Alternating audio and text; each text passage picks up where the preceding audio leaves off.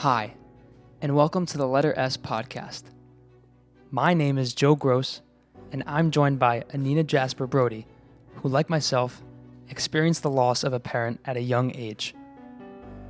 In this series, we'll be sitting down with individuals from all ages and backgrounds, each having experienced the loss of a parent. Join us as we delve into their unique journeys, exploring how they've navigated challenges and found motivation to lead positive, meaningful lives. Together, we'll uncover inspiring stories and valuable insights that can enrich our own paths. I invite you to join us on our journey to spread awareness and hope to those seeking a community and happiness in their lives.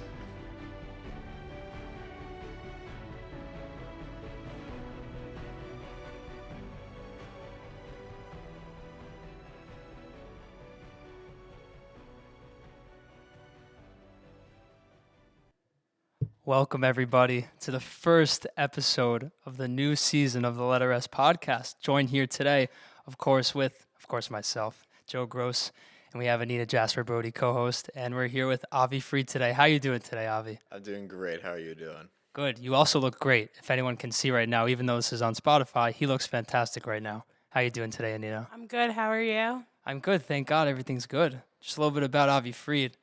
He's a 20-year-old man from Long Island, New York, specifically Woodmere. He's currently studying in Queens College biology. Got to be a doctor, right?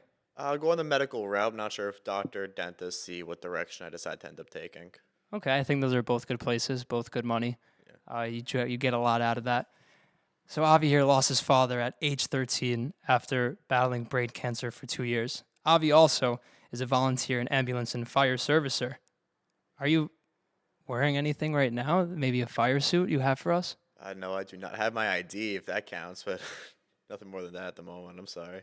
Okay, we'll get into more stories about that. I love to hear about firefighting. Also, maybe not. Maybe it's not good to hear a lot about fire stories that happen. Avi also loves spending time with his 9 nieces and nephews, all of whom were named after his father. So does it get a little confusing when you're with your nieces and nephews? Not all of them, but the fair majority of the newer nieces and nephews are all named after him. So it's like Joey, Joe, Yo, and just one of them. So that really must get confusing. I mean, me personally, of course, my name is Joe. People also call me Joey sometimes. I get Joseph, Yusula a few times if I find the right Rebbe. But if you ask my mom, she'll get very upset if you call me Joe because she only knows me by Joseph. So she doesn't know who Joe is. But it's a very interesting name. I think it's the best name in the world. Me personally. It's a powerful name. It's a good one. Yosef, and there's Joe. It's a powerful name. Yeah, it's a lot. Is your Hebrew name Yosef? Yes. Yeah. Would be weird if it wasn't. Right. Just like Yechiel. No, it's Joe. Avi's a funny guy. You seem very funny. What is something like maybe you did yesterday that was so fun or funny? So yesterday, some chevra and I went on paddleboarding by Port Washington. Yeah, we went out into the ocean. We took out these paddle boards. Meet some other guys from the department. It was we went out. We had a good time. We went to boats. We found this one boat that had the Texas Longhorns, the football team. Yeah, sure. Yeah, we went. We saw a guy with the Texas boat. We just went up to him and started schmoozing with the guy.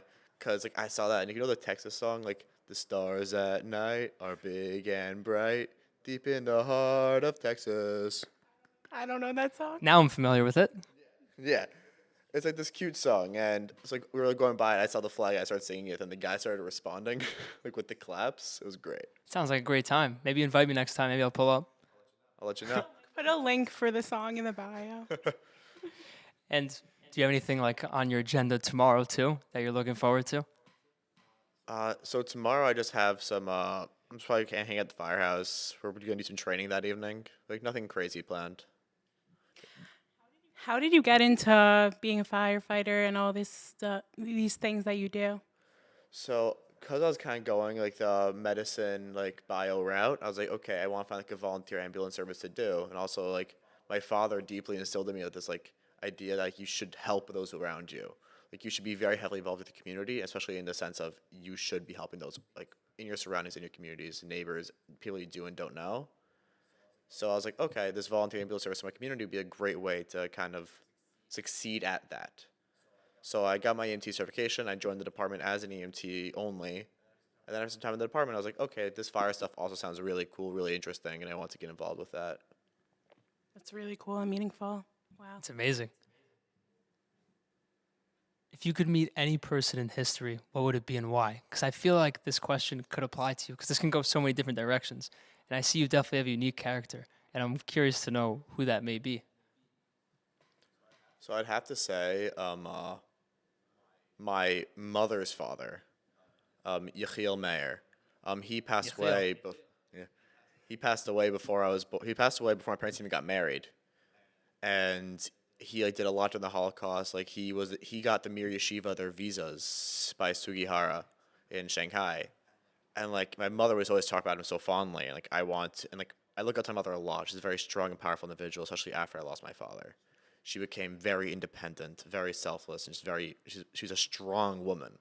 I just kind of want to see like where she got that from. I want to see like where that was instilled in her from her own father, who she's very close with and talks about very frequently. Right. And there's, a way that those type of attributes also come down as, a lot of people think, and I also strongly agree with the idea of that we're all products of our parents in some way, shape, or form.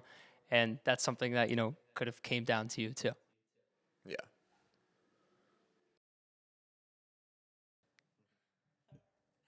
So this podcast is called The Letter S. Everyone involved in this podcast has lost a parent at a young age. And when you lose a parent, the word parents turns into parent, plural into singular. And that could be a struggle for many people. So what does the letter S mean for you? And what's your connection to it? So for me personally, I really do have to say that the plurality of parents still kind of does apply. Because despite the fact that like, I lost my father in the physical sense, he still impacts my day-to-day life very deeply. Like, I don't think a day goes by where I don't think about him. So, like, yes, I no longer have two parents to like, go home to. But I still am impacted and influenced by both my parents every day. So I guess the letter S for me is still present in my life, and at least in like the more mental sense of how I like hold myself throughout the day.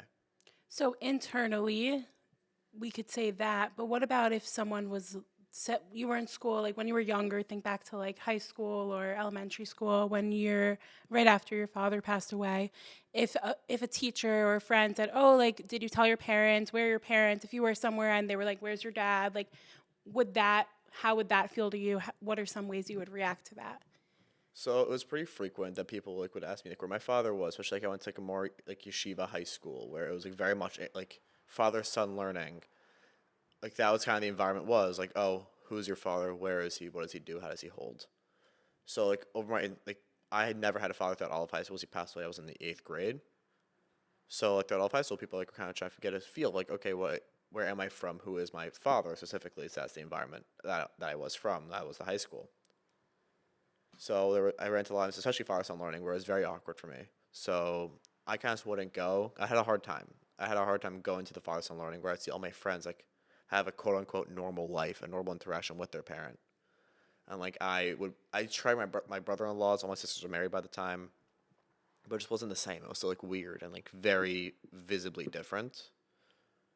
And then there was like times like in school like where teachers like, oh, where's your father? And you talk to your father. And like usually I would try coming up with like a sharp, witty comeback. Because I kind of took it more personal in the sense of like it kind of felt more insulting. Someone asked about my father. It's like there's no way they could have known, but for some reason it bothered me. Yeah. So I was actually in an interesting scenario a few weeks ago. I was at the doctor. I sprained my ankle. I'm okay, but the doctor, it was like some Jewish guy who lives in Riverdale, and was like, "Oh, like where do your parents where do your parents daven? Where does your dad daven?" And like I hate to say this, but like it was a very awkward interaction because I wasn't gonna tell like the doctor that like my dad passed away, like. So I was like, I just said where I daven, but like looking back, like it's something that I definitely feel like I have to work on because like that's just not true. And there's definitely like some type of way to say it in a way that's not going to hurt the person's feelings or make them feel bad. But I think that like it's important. It's an important thing to think about. Yeah, Avi, you mentioned before, just to go back a few steps, that you think about your father every day, like it's always constantly on your mind. Do you find that a healthy way that you're able to think about them every single day? Do you think that's too much, or it's find the right balance, or you think it depends on the person too? So like quite frankly, I have a hard time avoiding it, but also like he's very influential and very impactful in like who I am becoming, because like I'm still like developing as an individual, finding like who my path and who I'm gonna become. So like I want my father to be kind of like, even though he's not here physically, I still want his values to be very deeply intertwined. So the way he lived, the way he upheld himself. He was the kind of man that when it was time for his levaya, many men I have not met my entire life would come to me and say, "Your father is my best friend." And like I never met this guy. Like I know my father's best friend was. He also passed away some years ago. But like that was kind of the impact he had everywhere he went. It's like I want that to kind of be involved. Like everyone I meet, no matter like how our interactions actually pan out, I still want to have like like a deeper, more friendly rapport with this individual, like more trusting rapport with this individual. So like some of it is intentional, the way I bring my father with me everywhere. For example, in my room, like I have a picture of him. He was in the army, and like I have his dog tag in my room. Like this is the watch I'm currently wearing was my father's watch. So like there's also like a physical sense of like how I bring him with me everywhere, and like how I do kind of incorporate him into my day. And just sometimes it does get a bit overwhelming, but like overall it is. I only see like addition to it. There's only value in it. Right. There's definitely an importance to have at least a little bit of something about them. I like the idea of having his watch on your wrist. That's just a good daily reminder. Like we wear tzitzis every day. That's a reminder of all the mitzvahs and that Hashem's in front, above us. And it's a very nice reminder to have, the watch on your hand. And also, the fact that he was in the army, does that push you to want to be in the army at all? I really did want to go to the army. And I was born. My mother was like, "Oh, we finally have a son. He should be a soldier just like you. He should go to the army." My father, he wasn't particularly he wasn't opposed to the tzava, but he hated the idea of glorifying war and glorifying battle. My father he was in the first Lebanon War as a member of Yalom, which is like a more advanced bomb technician unit, and he saw a lot of things that scarred him for the rest of his life. So while my father deeply appreciated Savam, we always had soldiers in our house who really came to American to this day. Our house, easy, no discussion. But the idea, he was very opposed towards me going to the military. He was like, "We live in America now. You were born and raised in America. And I served long enough for the both of us." That was his go-to sentence. Like he kind of, at least in his mind, he fought that fight so I wouldn't have to. So I always deeply wanted to go. When I was younger, so did my mother. My father's very opposed. And after my father passed away, my mother was like, "You are the last piece of your father I have left in my life. I look like my father. I behave like my father." In my mom's eyes, like, I'm kind of all that's left of him. Like, yes, she has my sisters, but it's different because, like, the girls, and, like, it was the father that passed away. So my mother couldn't wrap her head around the idea of something happening to me while I was there. So she, like, kind of, like, steadfast, like, "You cannot go to the army. You cannot go. I refuse to let you go." Wow, that's very powerful. Do you feel that a lot of the burden is now on you because your mother gives you such a huge responsibility, or you kind of like it? So when I was younger, I really hated it. So like my father passed away. It was the first Shabbos after he passed away, and I was bar mitzvah age. And my mother gave me my father's kiddush cup to say kiddush, and like I just got off of Shiva, and I freaked out. I was like, "I can't be like that. I can't do what he did. I can't." I grabbed another kiddush cup. I still made kiddush. I knew it was my responsibility, especially when I was younger and I just lost him. I was like, "I'm not my father. I am my own person." Because like throughout my entire life, I was always compared to him. And I guess after he passed away, I kind of leaned more into being upset at him for dying rather than like grieving. I assumed that anger was an easier route than to be like, "Oh, I miss him." I want to be like, "Oh, I'm angry at him that he's gone." So it's hard for me to kind of make the comparison. But now, like whenever someone says I behave like my father, I really take that as something uplifting because I saw the impact he had on the community, people he talked to. Like I want to hold that in my life. Are you the only boy in your family? Yes, I am. I have four older sisters who are all much older than I am, ranging from like all married with kids, and the next one down is 28 years old, it's about 8 years older than me. The other one is 15 years older than I am. So yeah, like they're all like much older, married, and all girls. And do you think that some of that pressure also is because you're the only boy in the family? 100%. So like it kind of leaned more onto me to take on a lot of my father's roles. For example, Kiddush Havdalah. Like those are the roles that a father would take in a household that, like, as a 13-year-old boy, I wasn't ready for. I didn't think I could take on. But, like, there's no one else to do.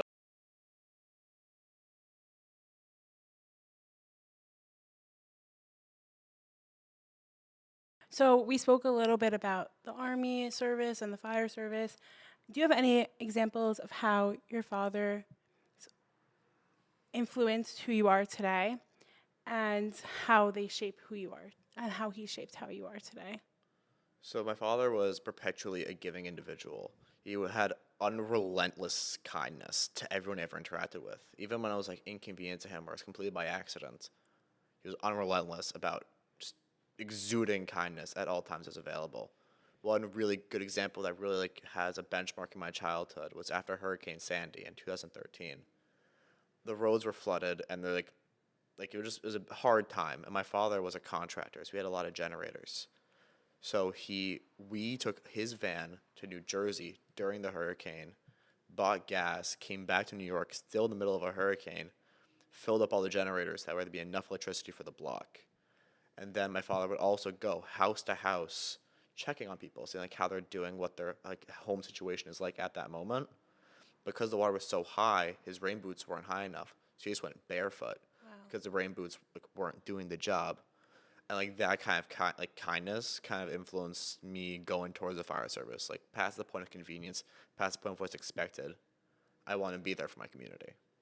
And do you make it known to the people who see what the amazing work that you're doing, that like you're doing it because of your father and what you learned from your father? So I don't particularly make a point to be like, oh, this is because of my dad. Also, in part, it is because of myself. Right. I did have that similar mind to my father wanting to do this. And while it takes a large part of my decision, I still like want to live my own life as my own individual and not like I definitely carry my father's name with me everywhere, but I don't particularly make an active effort, at least now, because it's been about 7 years, to be like this is for my father. Like there are, of course, when I learn Torah, I say this is for my father. Make a siyum is for my father. Like for my actions, I want kind of like put my name to it. What kind of CMs have you made? So I made a siyum on Masil Sharm, which I know isn't like the most siyum-y book, I think it's fantastic. but like Musar always spoke very deeply to me. I always had a harder time with like Gemara. It never really spoke to me as much. Like for example, there's one Gemara I learned forward and back, Ben Sower or more. Then you get to the end of it and it's like, oh, but this never happened.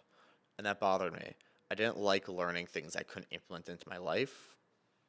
And especially going into yeshiva where I did start learning Masil Sasharim, I was like, okay, Gemara doesn't speak to me. What can I do? I spoke to a rabbi and he said, you can learn Masil Sasharim. I was like, okay, sweet. Like, what's it about?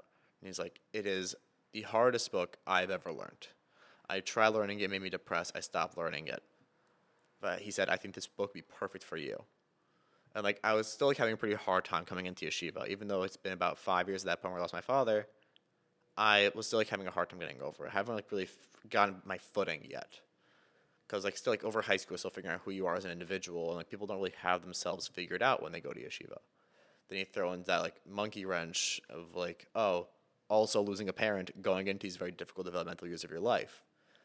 So like, I kind of went into yeshiva kind of a mess. My rabbi was like, just try this, and I read it, and it kind of followed the suit of like, you are the worst, that is okay, just fix it. As I learned that very deeply for about 4 or 5 months, and I wrote my own commentary on it that's like 15 pages long, of how I can now apply that to my own life. How can I now kind of exude the teachings of Mesilas Yesharim into my day-to-day life? And that was what I made the CM for my father by his yard site. Yeah, that's amazing. Wow. When you went into yeshiva, did you think a lot about how you would maybe be able to connect more with your parent or find a little bit more out about Judaism regarding, losing a parent?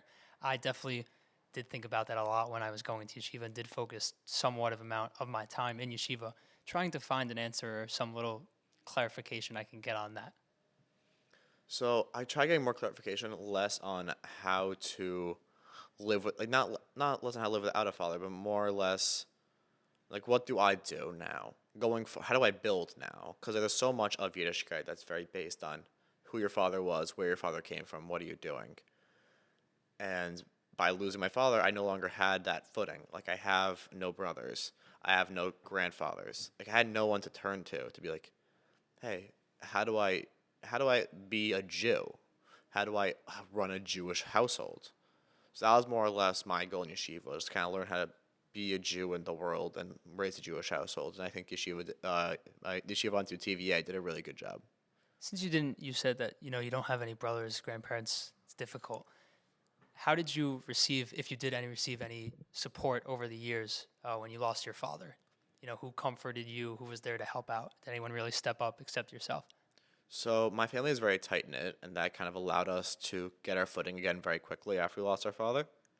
Like two of my sisters live around the block, another one in Great Neck, then I have one that lives in Massachusetts, and we still make a lot of effort to see her very frequently. So like kind of the tightness of our family allowed us to be so powerful coming out of the loss of our father. And also we have some family friends, some relatives who also kind of stepped up to the plate. Like one person specifically, my father's, who I said best friend who passed away, Dr. Stephen Krause, who was very influential in my life as well.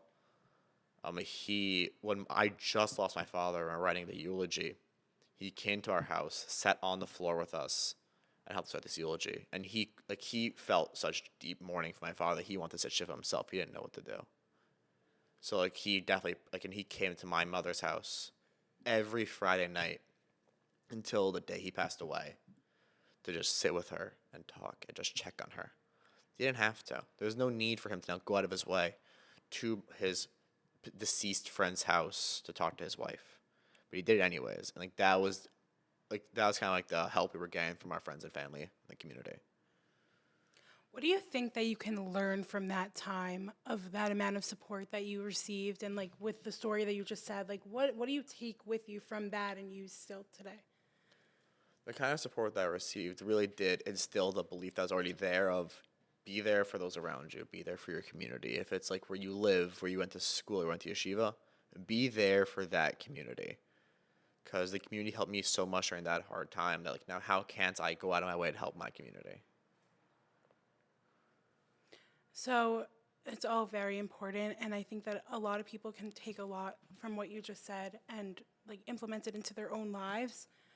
As you navigate your loss, you continue to navigate your loss, how do you feel towards religious things that we do, like Kaddish and saying Kaddish and the Yurtzeit?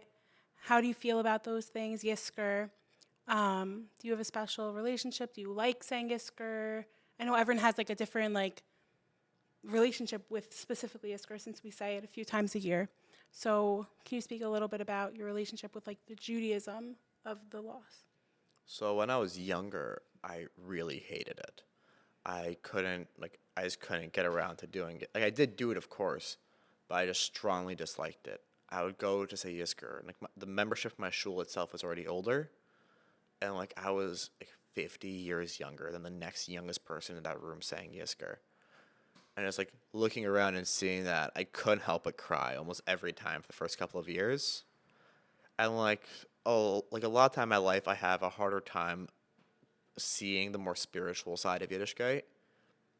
So especially back then when I was a bit less mature and more upset about the whole deal, I was why am I saying this? This is dumb. I'm not even sure if anyone's hearing this. Why am I doing this? And still now, whenever I say Kaddish and Yisker, that thought is still somewhere in my mind, but now it's more or less, I don't know if this is going anywhere, if anyone's hearing this, if it's doing any good anywhere in any realm. But this is what my father wanted. I have to, if I say I respect him, I have to now actively respect him. Saying respect and acting on respect is two very different things.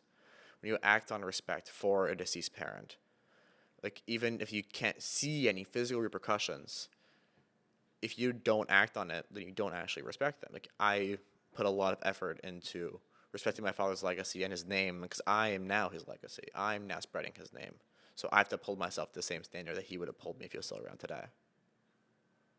Yeah, I think that's really important. And I think that sometimes when we have things that we have to do, and if we don't necessarily want to do them and we don't feel so connected to them, we have to remember the greater picture and that it's a really important thing to do. As you mentioned, you're the only boy in your family. So how's going to shul and saying Yisker? I know that something that my brother struggles with is is being alone and having no one to sit with in shul. Do you feel that? Do you not? So having no one to within shul is a very real problem with me still now. Like I have a hard time finding a shul that I genuinely resonate with. So I used to go to this minyan across the street from my house that was actually brought up because my father couldn't make it to shul during his later stages of cancer. So they made a minyan across the street from the house that way he wouldn't have to walk that far. And I would go there, and still, like, even the guys like knew my father, I was still like alone. It was a very packed shul. After my father passed away, I kind of like diverted from the like our hashkafa into a bit more of a religious hashkafa, so it wasn't really my kind of davening anymore. So then I moved around some shul. I started working in youth groups. So I'd go to Shkama Minyan, that was quicker, and then I'd go to work. I used to work in Beth Shalom down in Lawrence, and I worked there for about 2 years. I worked with my sister for the first year. Second year, I was kind of on my own, but I still like made friends. Like during the shul time, I had people to talk to, people to sit with. Even if I'm not supposed to talk in shul, I am guilty. I like to schmooze a little. And then after that, I became a youth director of the K Shul, which was much closer to my house. And like, I hired all my chevra. Like all my friends now are my youth counselors. So I kind of like made my own environment. But like once those times passed, it was time for me to like find a regular hour minyan to go sit in and daven. I'm still having a harder time finding one. I went to my father's old shul in Edward, but it's like still an older membership, so like I have still no one to sit with. Like there's no community my age there. And now I'm in the Young Israel of Woodmere, where like there is more younger guys. Shy. Real shy, yeah. Big fan. Sorry. Go It's on. all good. Where there are like more younger guys, more people like in my circles. Most like the religious membership of the fire department go to that shul. So I found a community there.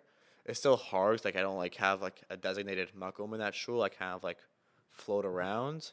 Like I found somewhere now that I still like have some kind of chevra to turn to. Yeah. Can you tell us a little bit about sitting Shiva and how that was for you, what you remember, things that stood out? So sitting Shiva was really awkward mainly because we buried my father in Israel. So he passed away here in New York on Friday. Then there was Shabbos. My father wasn't buried yet, but he had already passed away.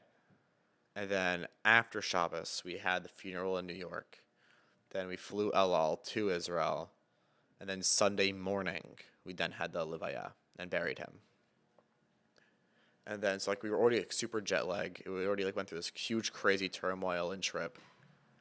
And then we went to go sit Shiva. And when I went to go sit Shiva, I was like super jet lagged. I wasn't somewhere I was particularly like I knew Hebrew, but I was a bit less familiar. And so it was awkward. I had a lot of people speaking language I didn't fully understand. People that I didn't particularly resonate with were there. It was me like my mom's friends, my father's friends, no one that I really knew. And people also come ask some very uncomfortable, awkward questions like, "Oh, when are you going to sell the house? When are you going to remarry?" Yeah. And like it's a lot of very uncomfortable questions. And like I just kind of slept that whole time. I was jet lagged. I was upset. I was tired. I just kind of slept through the entire Israel portion of my shiva. Then before my shiva was officially over, went back to the States. Sat shiva in America. People who want to come pay visit, come like visit shiva calls in New York. And that was like more like my younger chevra, 8th graders. And that kind of also came with its own slew of uncomfortable questions of like, "Oh, are you sad your dad died?" And Yeah.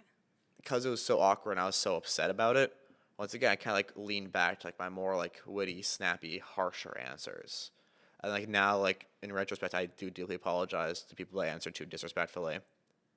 But yeah, like overall, Shiva was a bit more challenging because of those aspects. How is it for you that your father's buried in Israel? How often do you visit the cemetery? Was it a known thing that he wanted to be buried in Israel? Was it a family decision? Do you remember any of that? So my father wanted to be buried in Israel. Well, but like, he didn't make this known during his life naturally. But then he was finally on his deathbed. My father was no longer verbal. My sister went to him and said, "Hey, Abba, like where at 120?" I very vividly remember this happening. Like I wasn't there. I remember like the conversation immediately afterwards of like at 120 years old, as if he wasn't gonna die in the next couple of days. Where do you want to be buried? And like that was itself was already very impactful. Like we didn't want to tell him to his face he was dying. We all knew it. He knew it. I kind of got the message a little bit late, but by then I knew it. And he wanted to be buried closer to the Kotel. So we have him in the closest cemetery to the Kotel. It's still like safe and easily accessible, which is Har Menuchot. We had a family member who is very high in Israeli politics take care of that, find us a very good plot of land to bury him. And so then he was buried in Israel, so we wanted to go. And like, it's been pretty difficult for my life, like not being able to visit him after he passed away. But then, like, I have one sister specifically who helped a lot throughout the process of him being sick, who has not been able to visit him until last year. Wow. And that was heart-wrenching to see happen. Like, someone who was so deeply involved in this care, being able to visit him in 5 years, definitely takes its toll. And during yeshiva, I would always go and visit whenever I felt particularly upset, whenever I was having a hard time, having a hard decision to make. I'd go visit my father. I'd bring like a sponge, bottle of water, clean it, organize the rocks a little bit on the stone. And for the longest time, the plot next to him was empty. So I would just sit there and I would just be quiet and just talk or cry or yell. The cemetery is really the only place you're allowed to yell out loud and no one looks at you like you're crazy. Yeah. You feel a very strong connection when you go because you go less often. Yeah. Do you feel like that's important for people to know? Like, because you could maybe feel a stronger connection, have a more meaningful time if you're going less than as people. I go a few times a year, and I definitely feel a strong connection there. But if I were to go less often, would it be a lot more meaningful to me and also to, that parent? I'm Of not. course, we don't know the answer to that, but Yeah. I'm not particularly sure just because, like, yes, when I was in Israel, it was nice being able to visit him more frequently. But, like, I'm not sure the next time I'm going to Israel is. And, like, I hate the idea that maybe I'm not going to go to visit my father in the next 10 years. Like, I want to, like, be there, make sure that it still, like, looks presentable, that it's still clean and, like, put together. Like, not having that kind of constant access to go visit him definitely takes a much larger toll, especially on the siblings who he passed away after the year in Israel. So, like, they never had that time where they could consistently visit him. They visited him once we buried him, then maybe twice more ever since. You mentioned how when you were having a hard time in yeshiva or you had a decision to make, when you were in Israel, you would go to the cemetery and you would sit by your dad's kever and you would yell and all these things you would do. What about now? Is there a way that you connect to him now, as we're not in Israel and you can't get there so easily? What are some things that you do now if you want to connect to your father? So now it's a bit more frustrating in that sense because I don't really have a go-to route to connect to him. Like, I don't really have a methodology of, like, really connect to my father these days. So what I tend to do is just do things that we used to do when he was alive. So my father was a contractor, so we'd always go to Home Depot and buy something. We'd build it together, and that was always very special to me. We would sit at the Shabbos table and just, like, talk and build things. Always work with our hands together. That was very important. Sometimes I'd watch just the TV shows you'd watch together as a kid. It was always very particular. He would love shows like How It's Made or The Gold Rush, like those true TV shows. And like that's what he would always watch. So like, whenever I'm feeling particularly upset, I'd watch them. But the kicker is that these shows only air at like 5 a.m. It's like if I was the day before, I'd have to like plan in my schedule. Like, okay, wake up at 5 a.m. to now watch Dad TV. I was going to insert a dad joke, and then I didn't. Do it. It's not that funny. I'll hold it back for now. But since your father was in the army, and there's, of course, we all know a ton going on in Israel, do you feel some sort of connection to what's going on or have some sort of emotions to that? I feel a lot of guilt. So, like, I really deeply wanted to go to the army. I thought it was very important and the best way to help a country I truly believe in. And it was like, how could I say I'm a Zionist when I'm perfectly capable of fighting for the country, but then I don't? And especially now with the war going on, like I have some friends from Yeshiva who are a lot of friends from Yeshiva are drafting. And from one of their units, some of the members recently were killed in action. And, like, I see that, and, like, I have very mixed emotions. On one end, I'm like, I see where my mom is coming from a lot more now. It's a lot clearer of, like, if that were to happen, how would she react? Chas v'shalom, tu. But at the same time, it's like, why is my life worth more than theirs? Right. Why am I not there right now? Why do my friends from Shiva now need to fight a fight for a country where some of their families aren't even from Israel? They went straight from Europe to America. My family's from Israel. I have an Israeli passport. How can I now claim that I am an Israeli? I'm a proud Israeli citizen who's never gone to service. Knowing that your father also is, of course, buried in Israel, do you feel like more inclined to make Aliyah? Not particularly. I do. I do have a very deep connection to Israel. I do think about making a lot of Aliyah very frequently. But at the same time, like while I can physically live in the past, I'm moving to Israel just to kind of see my father more frequently. My family's here. My mother has her own constrictions on why she wouldn't move back to Israel. And for me now, it's very important to be around those who are living. My father's not going anywhere. But like, I still have my mom for a while longer. So I'd rather have more opportunities to see her and be around her while we still can. Right. As you have that tight knit, connection with your family, do you also feel that with your friends a little bit more? Do you feel that you've had to make, more connections with friends or just be there for them too, even more so? Yes, but I definitely try to be around my friends, make deeper, more meaningful connections with all of them. At the same time, like it's hard because like we all live very different lives. I have a very wide spectrum of friends going to different schools, different places. They're kind of like hard to stay in touch with. Like I'm not the best at staying in touch. Like for example, I have a friend who goes to school in Chicago, and like he comes back. Like now he's back for summer. Like over the course of the year where he was in Chicago, I saw him pretty infrequently. But like then he comes back and it's like, oh, he never left. So like while I do develop these very close knit relationships, like they aren't always particularly close because they live their own lives. They go to their own camps. They go to the army. They go to their own schools. They're not like always in my back pocket for me just to be like, oh, he's there whenever. Right. Do you have any specific characteristics that you felt that you got from your father that kind of engraved in you now? So I really have to lean primarily on like I do also with them. I have like unrelentless kindness, like willingness to give. I always like any hour of the night. All my friends know they could call me and I'll be there. I don't care what the situation is. I'll come. I'll show up. Even like I vaguely know the person, I'll still go. And now, especially now in the fire department, my pager will go off at 2 in the morning. I'll be dead asleep. Have school at 7 a.m. the next day. My pager goes off. I'm out of bed. I'm in my car. I go to the ambulance, and we do what we have to do. There's actually a very specific situation where I got a call at 2. We run the call, and we finish. Like wrap up like at 4 a.m. And I had to wake up at 7 for like at 6 o'clock, 7 o'clock for school. I had to leave for school at 7 o'clock. And like I come home, it's 4. I'm like, okay, fine. It's not worth going to sleep. I'll watch TV, then go to school. And then like I sit down on my couch. I turn on the TV. My pager was off again. I'm like, oh. I hop out of the couch, back in my car, back to the ambulance, run a second call, and then I go straight from the firehouse to school.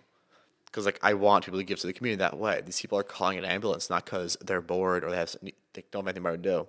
They're calling an ambulance because this is the scariest moment of their entire lives. Like I feel like for you guys, the situation might be a little bit different. But like, how often does one really call an ambulance? Like some people go their entire lives without calling an ambulance. So like when you get to that point where like I am desperate, I need help, I want to be there. Even if I don't know their name, I don't know who they are. They might not be Jewish. They might have nothing to do with me. But they need help, and I want to be able to be there for them. That's a good point. I never think about, how many times I'm calling the ambulance in my life. Yeah, me neither. I think it's very important, and it's a good character trait to have. Earlier in the podcast, you were talking about yeshiva and how leaving for yeshiva was hard, even though it was 5 years. So can you talk a little bit about your relationship with your family, how you feel about going away, and if you feel anxious about what will happen with the rest of your family? So most of my sisters have kind of gotten more into a part of their lives where they don't. There's less. There's still decisions to make, but there's less. Like they still built the family that they want. They had the family dynamic that's still appropriate for them. So the only real people I worry about is myself and my mother, really, because like it's more or less just like we're the two that are alone. So I spend a lot more time with her, just because like she is on her own. She's an empty nester other than me. Otherwise she would have the entire house to herself, and it's sad to see. So especially like in the earlier years, I put a lot more effort. And I put like a bit more effort in my decisions to still be around her. So if I took part in where I was going for college, and then for like yeshiva, there was a point where I was worried like should I not go? Because for that year she was completely home alone, and like it's scary. It's hard for her to be a woman in a home all by herself. There are times where you get nervous, and also just like it's sad to be alone, to come home to an empty house. That's exactly as you left it. So it does. I do get nervous with my mother's future, like when I leave the house and hopefully like meet my wife one day. Where will she then end up? And that's a very big concern that I do have, and like how I will play that into my life in the future. Do you feel yourself holding back from things that you want to do because of that concern? So I used to hold back a lot more, and there were definitely some decisions that I made that did involve me holding back, and I made some commitments that do kind of tie me down to staying in in my community, like the firehouse, as I've been saying, kind of forcing me to stick around. And yeah, so like I do try. It kind of does impact my decisions still today. 20 years old, Avi. You ever thought about dating?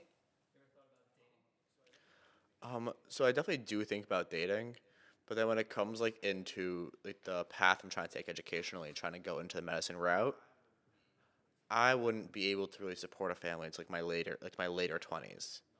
And like there's not a lot of points in me dating someone now than dating them for the next 7 years and like not making that final commitment.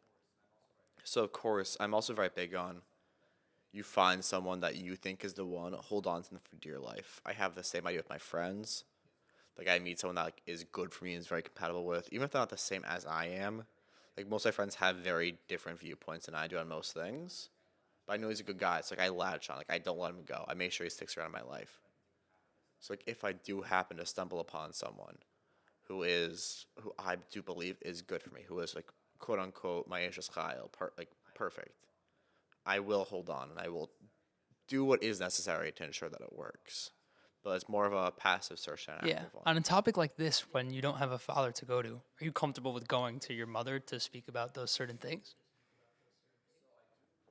So I do go to my mother about some of these things, but also like there's a whole other aspect of like I feel bad going to her about this. Like Right. it has to make her feel like be a bit empathetic of she's alone. I'm her youngest child and I'm going to her about like my love life, my dating life. Like what's going on in her head when I talk about these things. So usually I'll go to like my sisters or some friends, but I definitely do go to my mom like, hey, this they're girl interested in, and like what do you think? And like usually she's like, oh, no one's good enough for my son, get away from him. But like she definitely does encourage me to date, but like it's hard for me to go to her and say like, hey, this is someone I'm seeing. Does that Like, how do bother you feel at the about end of that? the day if you want to say something to your mother? And if, that really is an issue, is there a different type of father figure or a mentor that you may be able to go to, whether it's an uncle or an older friend that you may know or a Rebbe? So it's lots of an issue because like she would love for me to come to her about these kinds of things, but it really is like I feel bad doing it. It kind of feels like in a sense that I'm showing off, especially like when I only had one sister who got married after my father passed away.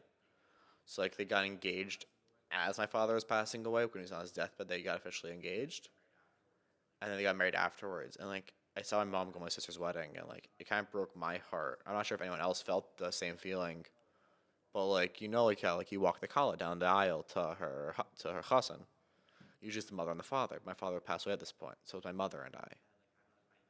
And like I can't know how she felt for sure, but like I kind of felt upset of like how can my sister have the audacity to get married? Like mom's alone. How can you get married? So there's definitely some frustration and kind of I've been having very bad luck with father figures. Like my father, of course, passed away, and then he had a very close friend Right. who also then passed away. And then and I kind of looked at him in that sense.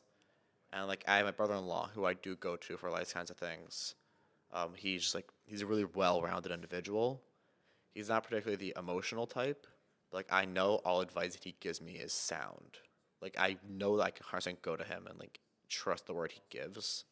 And also my Rabbi from Yeshiva who told me to learn Mesilas Yesharim, I connect to him on a very emotional level. So like when there's things that concern me or scare me, I do try to turn to him because like his profession is how do I help young adults. Guys go to my Rav Avi Fried very frequently, or at least whenever I can. Also, like, even my rabbi now, he's fighting in Israel, which kind of brings back to the army conversation of like a lot of my role models went to the army. I think it's very important, though, just to, like you mentioned, have someone not fill that gap of your father, but have someone to go to, someone to speak to about these things, about all these different milestones that may have. And sometimes it can be hard for the parent to do that, and sometimes for siblings too. But someone outside who might have a different perspective on life and not necessarily in the family is something I find very crucial. Whether it's even going to my stepfather, sometimes I definitely go to for advice. He loves to give words of wisdom. You can ask him. I'm sure he'll find some random quote from the 1900s and give it to you. Or going to my madrich from NCSY Kolo, who I still talk to from now and then and play ball with too. And that's something I value a lot in my life, having that connection with someone still, because they can teach you a lot that you may have not known before. And I find a lot of value in that. So I definitely speak about that a good amount. Some of those role models that I may have or other people have could be from school or, like you said, yeshiva. And a lot of those places, they have some special Father's Day type of day at school. So is that something that was difficult for you to go through with school, seeing, people with their father-son days? Can you tell me a little bit about that if you had any, experience with that? So like we did recently just have Father's Day, and for me, like Father's Day, we never like really celebrated it at home. Like, when my father was around, we didn't really do much for it. So it's an American holiday. Like we're an Israeli household. But like then the day comes around, it's like all of a sudden now I have this like overwhelming feeling of like, oh, I'm missing something. So I wouldn't really say I do something to kind of like take that place in his honor. But I kind of like made myself a little tradition that every year on Father's Day, I'll take advantage of the Lowe's Home Depot sales. Because like I told you, I'm a very handy guy. Like I used to do handyman work, construction work. That's all very much my vibe. And like tools are expensive. But Father's Day, they had the craziest sales. So every Father's Day, I always go to Lowe's or Home Depot. Wait. Do you go to Lowe's or Home Depot? So I do go to both because they're both good for different things. Home Depot has better tools, but Lowe's has better lumber.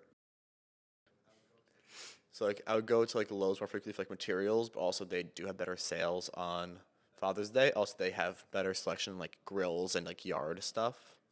So I would go to like the past two Father's Days I went to Lowe's because this past one I bought a hedge trimmer for like $100 instead of $200, and then 2 years ago I bought a charcoal grill, also for $100 instead of like Wow. $250.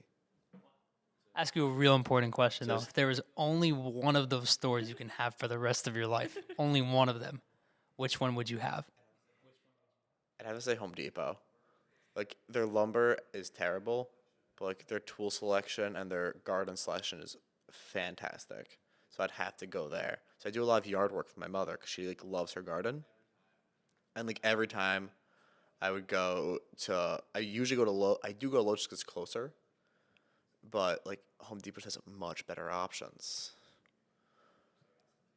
You heard it here So I first, guess guys. Home Depot is the one. Not for lumber, though. Do you go to those stores on not Father's Day also, or only the sale it's is like a on Father's Day. tradition? Right. So I wanted, yeah. But no, I do also go there throughout the week as well. Like Weekly. not weekly because that's kind of like overkill. Right. But I do a lot of handiwork around the house for other people. When I worked in construction, I did my own handyman work.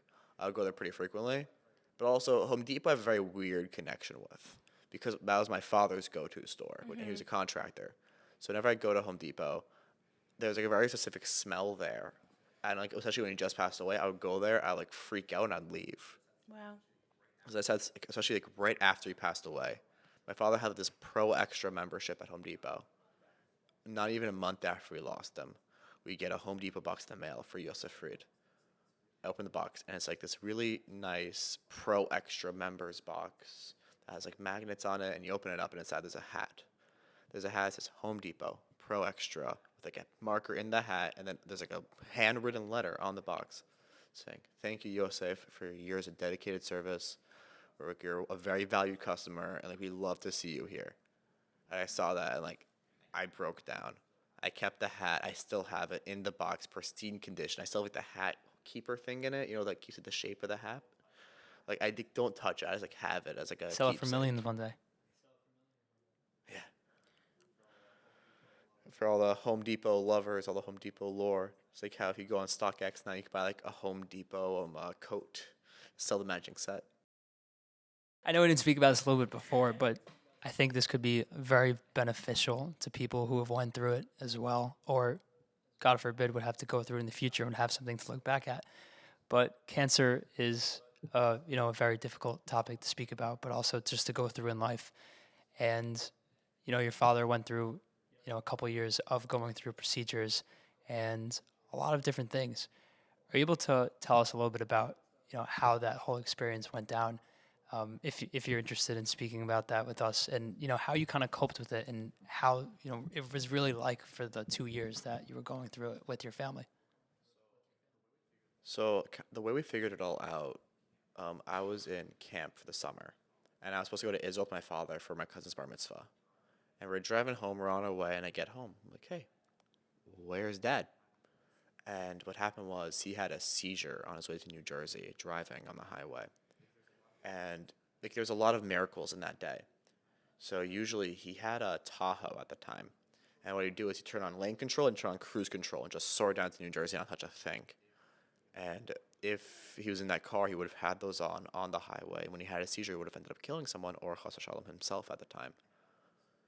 And but that day, he took his work van, which has none of those fancy features. It barely had four wheels. He took that. He was swerving around. Someone called it in as a DUI. And the police came and saw my father was in that state, immediately got him to a hospital in New Jersey. But the issue was nobody knew that was happening. He was alone in the car, wasn't on the phone with anyone, nothing. My mother tried calling him. She loves to talk to people on the road. My mom tried calling him, he wouldn't answer. My mom has this weird sixth sense.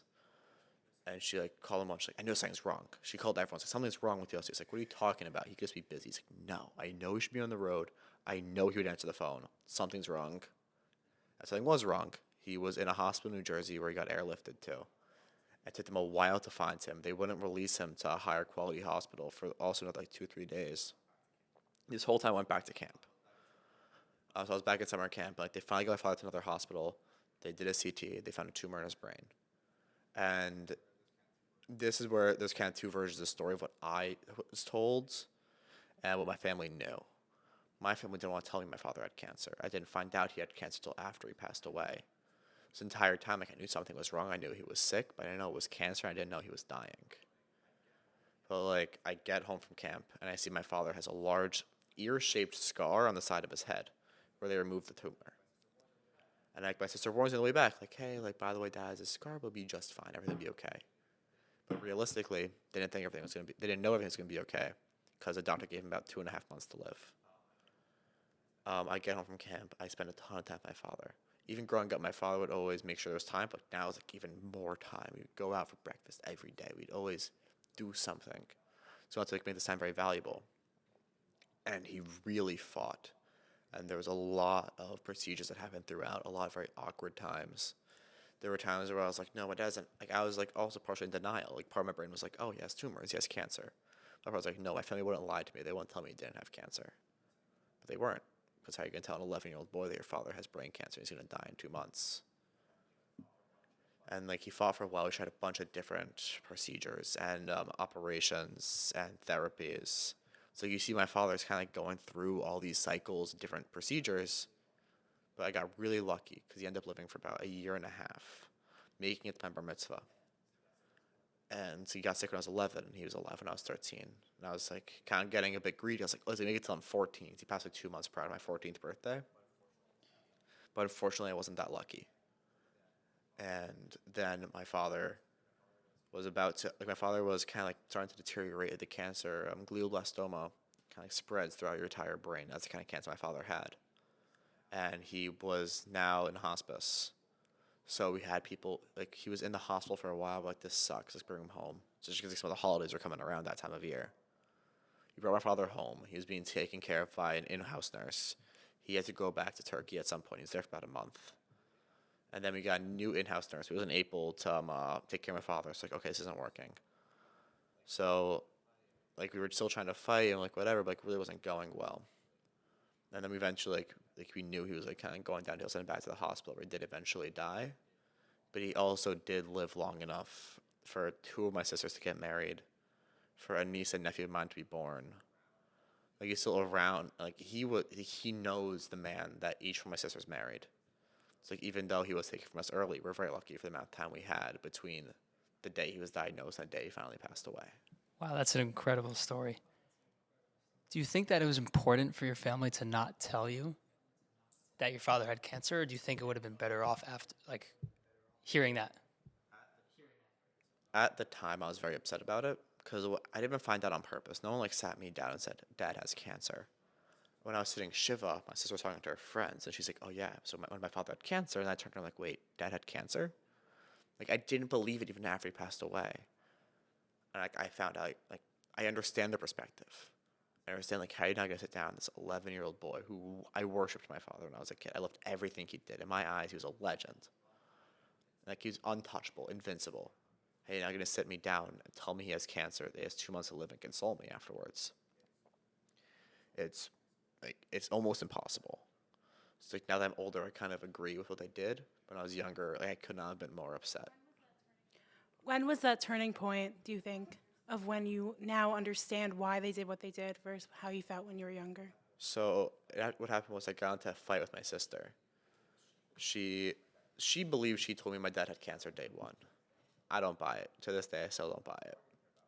But I was arguing with her about that day, and she says to me, like, but no one ever brought it to my perspective, like, how do you expect us to tell you dad had cancer? And that moment I understood. How could have they? How in the world could they have told me dad had cancer? So like that was on the day that it kind of occurred. Like I Do you think that going through that experience of your father through those couple of years built you some sort of character, and throughout the life that you've had so far, these different challenges that have came up in life really built a lot inside you? It has made me a much more empathetic individual. I put a lot more effort onto like how I interact with others in every facet of what I do. Like it definitely holds the most space in EMS, like in the ambulance, how I interact with patients. I really try to be empathetic. Like the way I talk about it is that the most important. Like I've resuscitated people in the ambulance. And, like I'm very proud of those days. But the most important thing I've ever done in the ambulance, and this like my career kind of already peaked as an EMT. People tell this to me all the time. The most important thing I've ever done as an emergency medical technician was hold a scared woman's hand. This woman broke her femur, was in an unsurmountable amount of pain. So we were in the ambulance with her, and she was very visibly afraid, and I didn't have my license yet, so I was just riding along for experience and to kind of get the field, like the lay of the field, because you're allowed to ride along as long as you become a licensed technician within your first year.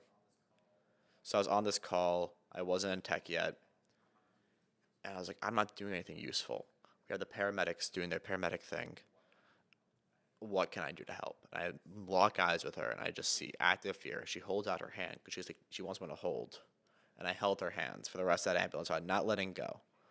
Like people ask me, "Okay, can you do this?" I'm like, "Sorry, I have her hand," and I held it for the rest of the time, just trying to make sure that she felt as comfortable as possible. And I feel like that was very much impacted by when my father was in the hospital and was in hospice. People kind of throw him around. It's like he was a number. He was meat. They're so desensitized to the field that they're in. They kind of take the person out of the patient. That they kind of view, like in medicine, it's a very big issue. People will view their patient as nothing more than a patient. But like whenever I see my patients, I just kind of think of like, my father was dealt by these kinds of people. How do I want to now interact with like my patients? How would I want someone to interact with my father?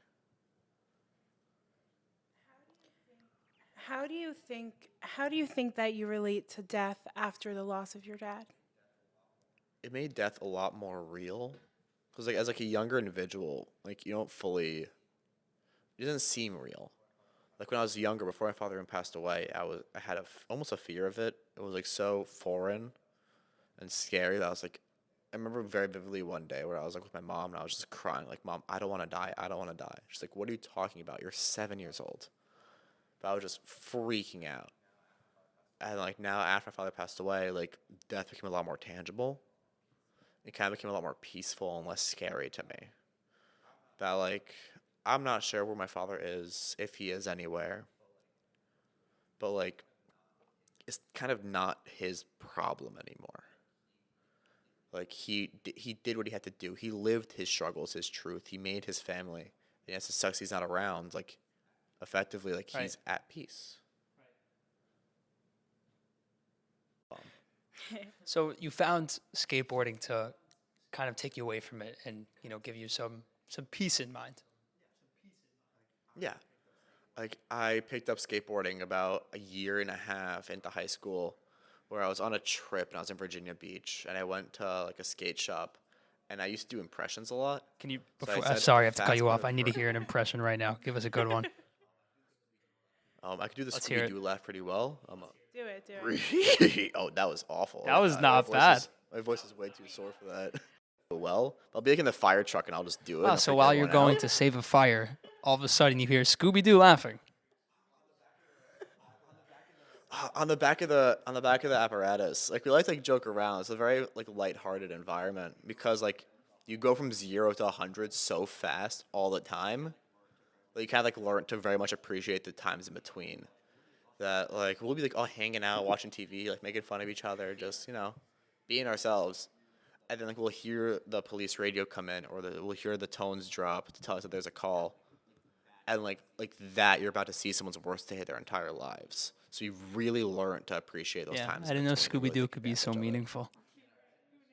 Right. Who knew? I know. Do you ever dream about your father? Yeah. So there was two very specific and very similar dreams when he was on his deathbed that I had, where there was one where I was holding my father and he kind of turned into sand slowly, and I kind of like felt myself lose, and that was a very vivid dream. Then another one where he was water instead of sand, and like those were just like really weird, very like at the moment dreams. But like ever since I haven't really dreamt vividly. Like I don't really dream at night these days. But sometimes I will get a dream where my father is involved. But it's not like my sister will get really meaningful dreams with my father where like something terrible's happened, my father's watching. Like that seems like that's very repetitive and very seems more meaningful.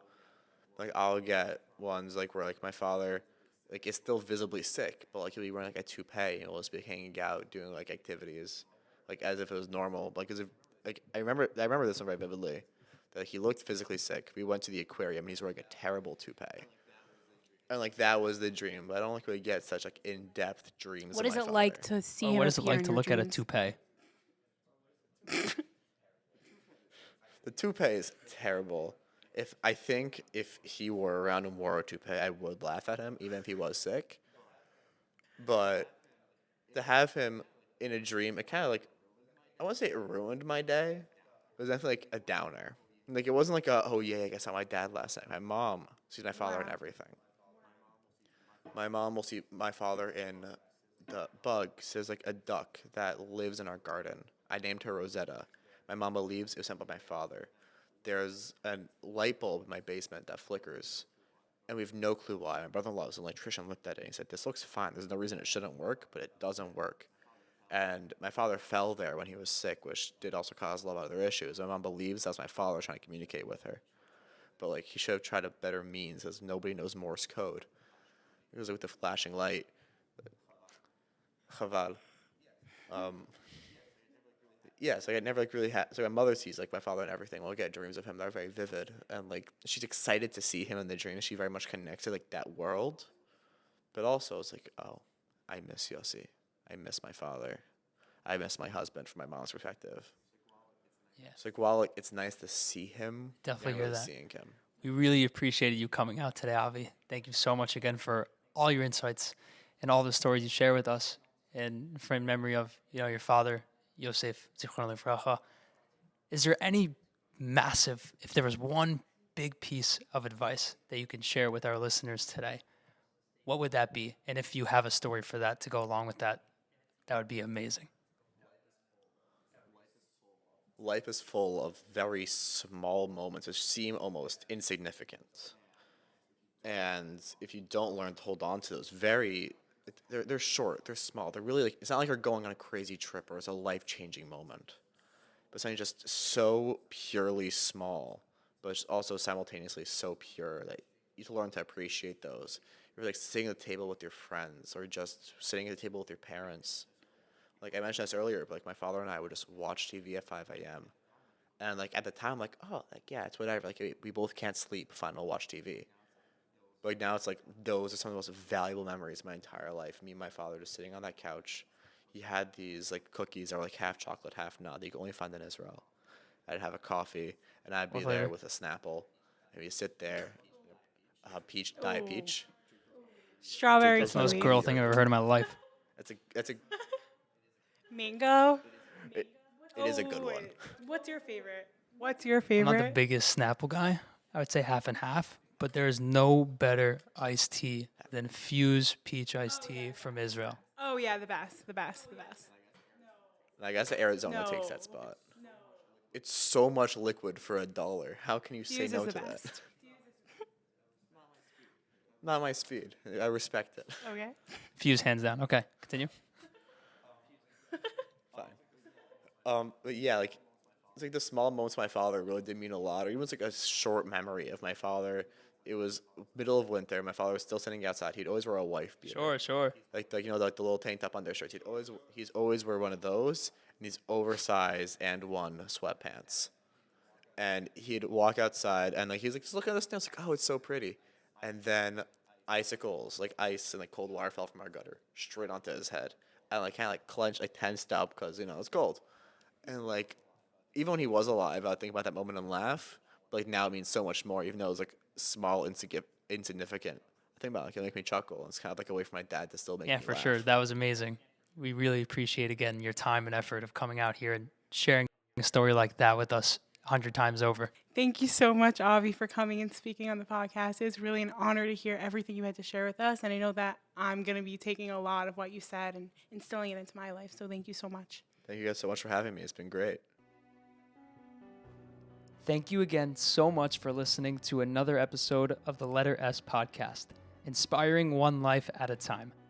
Please make sure to check out our Instagram at the Letter S podcast _. If you have any questions or are interested in hopping on a mic with us, feel free to email us at the Letter S podcast @gmail.com. And as always, stay in touch.